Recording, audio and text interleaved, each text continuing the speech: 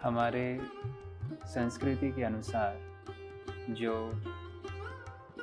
Centre होता है, केंद्र होता है सभी के जीवन का, वो भगवान को रखा गया है।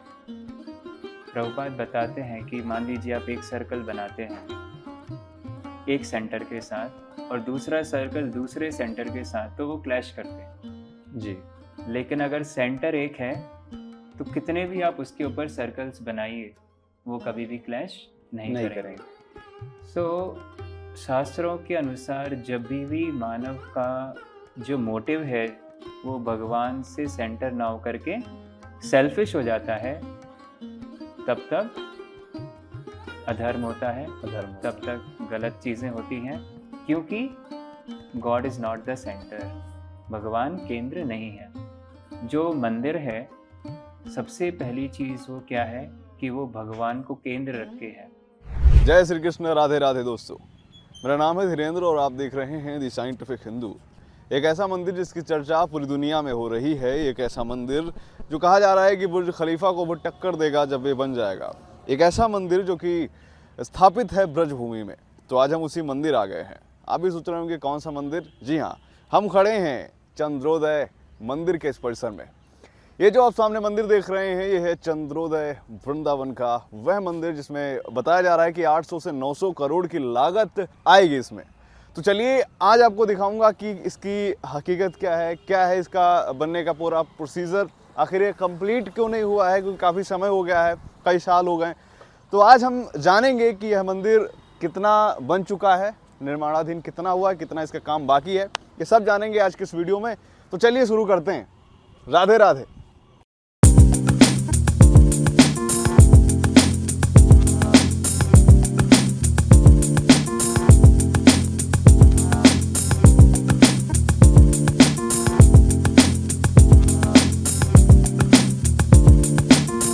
जो आप देख पा रहे हैं ये है वही चंद्रोदय मंदिर। मेरी जानकारी के हिसाब से करीब 60 एकड़ में फैला है और 70 मंजिला बनेगा ये, जिसकी अनुमानित जो लागत है वो बताई जा रही है कि करीब 800 से 900 करोड़ है।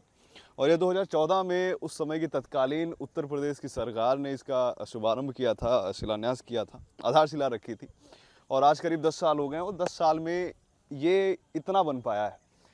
आज यहाँ पर चलेंगे और जानकारी लेंगे कि आखिर इसका जो पूरा निर्माण कार्य है वह कब तक कंप्लीट होगा और अभी तक इसमें बनाने में कौन कौन सी चुनौतियां सामने आई हैं। हालांकि मैं आपको कई वीडियोस के माध्यम से बता भी चुका हूं कि यहाँ पर अभी जो राशि है बनाने के लिए वो कम पड़ रही है, क्योंकि ये काफ़ी बड़ा एक मेगा प्रोजेक्ट भी कह सकते हैं सनातन हिंदू धर्म की हिसाब से भी, क्योंकि माना जा रहा है कि ये बुर्ज खलीफा से ऊंचा होगा। तो उस हिसाब से अगर हम देखें तो एक मंदिर इकोनॉमी यहाँ पर हमें देखने को मिलेगी। यह पूरी तरह से ब्रज क्षेत्र के जो मंदिर हैं और ये जो लोग यहाँ पे आते हैं ना, उस सब चीज़ को बदल के रख देगा जिस दिन यह मंदिर बनकर कंप्लीट होगा।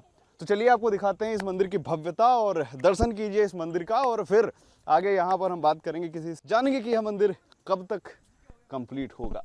तो दोस्तों ये है वो मंदिर, मैं खड़ा हूँ चंद्रोदय मंदिर के इस परिसर में और आप इधर देख पा रहे हैं, मैं चाहूँगा दिखाएं। ये देखिए यहाँ पर फव्वारा वगैरह लगा हुआ है। इधर आप देखेंगे कि अच्छा खासा फूल पौधे लगे हुए हैं। इधर अगर आप दिखा पाएँ पूरे तरीके से पूरा बगीचा आपको दिख रहा है। और मैं ऊपर होके आया हूँ और ऊपर आप अगर जाते हैं तो एक अलग दुनिया आपको नज़र आएगी।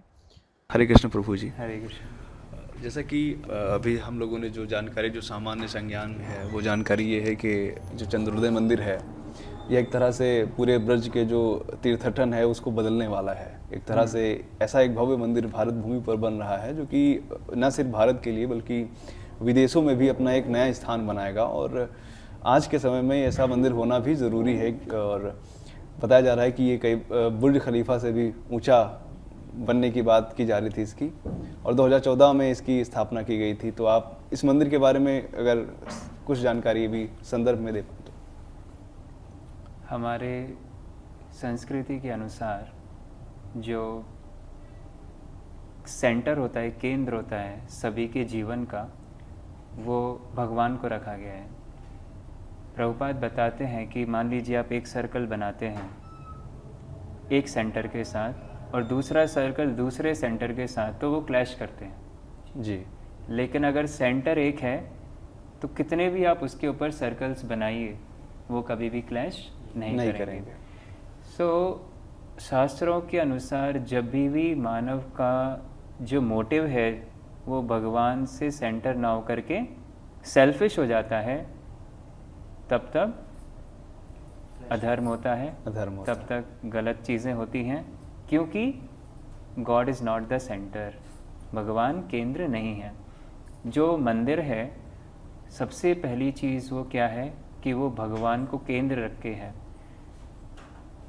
बहुत कुछ लोग बोलते हैं कि मंदिर सिर्फ एक एम्प्लॉयमेंट प्रोवाइड करता है, मंदिर से थोड़ा सा पॉजिटिविटी होता है, लेकिन सबसे इम्पॉर्टेंट चीज़ क्या है, मंदिर हर किसी को ये बताता है कि किस प्रकार से हमारा जो रिश्ता है भगवान के साथ, जिसको हम भूल चुके हैं, हम उसको दोबारा से कैसे स्थापित कर सकते हैं। इसी वजह से सारे के सारे जो शास्त्र हैं उनमें ये उल्लेख है कि भगवान का मंदिर सबसे भव्य होना चाहिए। कोई भी छोटी जगह नहीं जाना चाहता है, हर कोई चाहता है कि आजकल हम बड़े बड़े मॉल्स बना रहे हैं, वर्किंग स्पेस बहुत लग्जरी बना रहे हैं, क्योंकि जो भी अच्छे लोग हैं वो एक अच्छी जगह जाना पसंद करते हैं। इसी प्रकार से भगवत गीता में भगवान कृष्ण कहते हैं, यद यद आचरति श्रेष्ठस तत्तद एवेतरो जना। जिस प्रकार से जो श्रेष्ठ जो हमारी सोसाइटी के हैं, जिस प्रकार से वो काम करते हैं, जिस प्रकार से जो लीडर्स काम करते हैं, उसी प्रकार से बाकी लोग भी उनको फॉलो करते हैं। तो ये जो मंदिर है, ये हम प्रभुपाद जी का जो दृष्टिकोण है वो ये है कि जितने भी लीडर्स हैं हमारी सोसाइटी के, जितने भी पढ़े लिखे लोग हैं, वो इस अंडरस्टैंडिंग जो भगवत गीता का है वो समझें। तो इसके लिए उनको एक अच्छी जगह बुलाना पड़ेगा, उनको सारी की सारी व्यवस्थाएं देनी पड़ेंगी, ताकि वो आराम से क्या समझ सकें, भगवत गीता का सार समझ सकें। प्रभुपाद बोलते हैं कि अगर मैं एक छोटी सी कुटिया बनाता हूँ, हमारे लिए कोई दिक्कत नहीं है, लेकिन कौन आएगा उसमें सुनने के लिए भगवत गीता? कोई नहीं आएगा। सही बात। इसीलिए जो लोग बड़े चीज़ों से आकर्षित होते हैं, उन लोगों को हम ये अवसर देना चाहते हैं कि वो लोग भी मंदिर आएं और सिर्फ मंदिर आकर के जाए नहीं, बल्कि भगवान के बारे में सुने, उनका जो मैसेज है वो सुने। तो जो केंद्र है वो है भगवान, और उनका जो वाक्य हैं, जो हमारे शास्त्र हैं, उनको सुनना, समझना, और जो मानव जीवन का जो उद्देश्य है उसको पूर्ण करना। तो ये प्रभुपाद बोलते हैं ये सबसे बेस्ट वेलफेयर एक्टिविटी है। लोग बोलते हैं कि मंदिर क्यों बना रहे हैं, कुएं बनाइए और स्कूल्स बनाइए, हॉस्पिटल्स बनाइए। तो प्रभुपाद बोलते हैं कि ये भी एक स्पिरिचुअल हॉस्पिटल है। बिल्कुल। यहाँ पे जो व्यक्ति है ना, 3 प्रकार के रोग बताए गए हैं। एक होता है तन रोग, उसके लिए हॉस्पिटल्स हैं। हम समझते हैं वो हॉस्पिटल होना कितना ज़रूरी है। अगर हॉस्पिटल्स नहीं होंगे तो हमें पता है कितना ज़्यादा प्रॉब्लम होगा।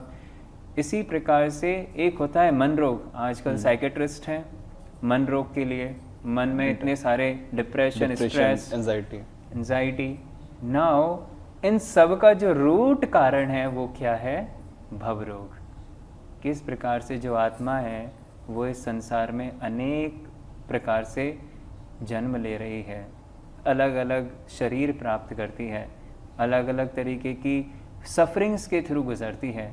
जो उसका रूट कॉज है, जो उसका मूल कारण है, वो ये है, ये जो हमारा आत्मा का जो बार बार अनेकों शरीर बदलना। तो इस कहते हैं ये सबसे बेस्ट एक्टिविटी है मानव के लिए, individually, collectively, for society. And कहते हैं कि भगवान जब यज्ञ होता है, यज्ञ क्या मतलब है? यज्ञ मतलब जो भी चीज़ हम भगवान को सेटिस्फाई करने के लिए कर रहे हैं, उस यज्ञ से सारी की सारी जो भी मटेरियल प्रॉस्पेरिटी है, जो भी जैसे आजकल हम देखते हैं आपदाएं हैं वो बढ़ गई हैं, प्राकृतिक आपदाएं, भूकंप और सुनामी और पॉवर्टी, ये सब क्यों बढ़ गई है? सेल्फिश सेंटर होने की वजह से। हर कोई अपने चाहे कितने भी लोग मर रहे हैं, बस मेरा काम चलना चाहिए। लोग पेड़ काट रहे हैं ताकि मेरा इंडस्ट्री बड़ा होना चाहिए, उनको कोई फर्क नहीं पड़ता कि कितने लोगों को इससे कितना प्रभाव पड़ेगा। लेकिन जब मंदिर बनता है तो यहाँ पे जो यज्ञ होता है, हरे कृष्ण मंत्र संकीर्तन होता है, तो उससे सारी की सारी प्राकृतिक आपदाएं भी खत्म होती हैं। सही बात। अच्छा जी प्रभु जी, अगर आप ये बता पाएं, इसका कार्य अभी हम देख रहे हैं निर्माणाधीन है, तो ये कब तक संपूर्ण हो पाएगा, क्या लग रहा है? तो जो हमारे मैनेजमेंट में जो डिवोटीज़ हैं, उन्होंने काफ़ी कोशिश क्या है कि ये जो मंदिर है वो लोगों के द्वारा जो डोनेशन होता है, सेवा होती है, उससे बनता है। ये फैक्ट्री नहीं है कि हम क्या कहते हैं कि एस्टीमेट लगा सकते हैं, जैसे डोनेशन आते हैं कुछ लोग सेवा कर, बिल्कुल जी। लेकिन भगवान की इच्छा होगी तो 2028 जी का as per the management decision है। लेकिन हमने देखा है कि जब तक भगवान नहीं चाहेंगे और जब तक लोगों का सहयोग नहीं होगा तब तक इसको बनाना। लेकिन अगर लोग काफ़ी सहयोग कर रहे हैं स्क्वायर फीट कैंपेन के थ्रू, मेंबरशिप्स के थ्रू, और भी बहुत सारी अलग अलग सेवाएं के थ्रू लोग यहाँ से जुड़ सकते हैं और इस मंदिर निर्माण में अपना हिस्सा दे सकते हैं। अच्छा, इस मंदिर की ऊंचाई लगभग कितनी रहने वाली है? इस मंदिर का जो ऊंचाई है वो 700 फीट तक जाएगा। 700 फीट जो है वो कुतुब मीनार के 3 टाइम्स का है। और करीब 60 एकड़ शायद जगह है। 70 मंजिला बनेगा आई थिंक। जी। तो ये पूरा जो क्षेत्रफल है जो इस मंदिर का, वो अराउंड 150 एकर्स है।